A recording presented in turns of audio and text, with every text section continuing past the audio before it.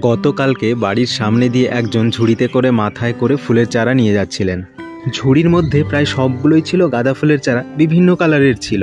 তার মধ্যে এই দুটো কালার কিন্তু আমার খুবই পছন্দ হলো, তার জন্য আমি সাথে সাথেই কিনে নিলাম।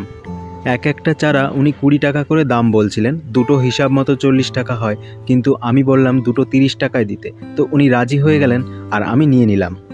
চারা দুটো কেনার পরে আমি বাড়িতেই রেখে দিয়েছিলাম একটা মগের মধ্যে জল দিয়ে, কারণ টব ছিল না, ওই জন্যই। পরের দিন ডিউটি থেকে ফেরার পথে আমি দুটো টব কিনে আনি, এই দুটো। তারপর মাটি রেডি করে ওই দুটো চারা এখন বসানোর পালা। আর এই সুন্দর টব দুটো কত নিয়েছে সেটাও তোমাদেরকে বলে দিই। দুটো টব 30 টাকা করে 60 টাকা বলছিলেন, কিন্তু 55 টাকায় রাজি হয়ে গেলেন। রাজি হওয়ার কারণও আছে, কারণ মাঝে মাঝেই আমি ওনার দোকান থেকে অনেক টব কিনি। এখানে কিন্তু আমি মাটিটাও রেডি করে নিয়েছি, মাটির মধ্যে কিছু গোবর সার আমি মিক্স করে দিয়েছি। এবার দুটো টবের মধ্যে মাটি ভরে একটা একটা করে গাছ বসানোর পালা। এই ফুল গাছ আমি আগের বারেও বসিয়েছিলাম, অনেক দিন ধরে ফুল ফুটতে থাকে কিন্তু গাছগুলোতে। আগের বার পুরো শীতকালটা জুড়ে তো ফুল দিয়েছে, গরমকাল পর্যন্তও ফুল থেকেছে, তার জন্যই এবার আবার এই গাছ নিলাম আমি।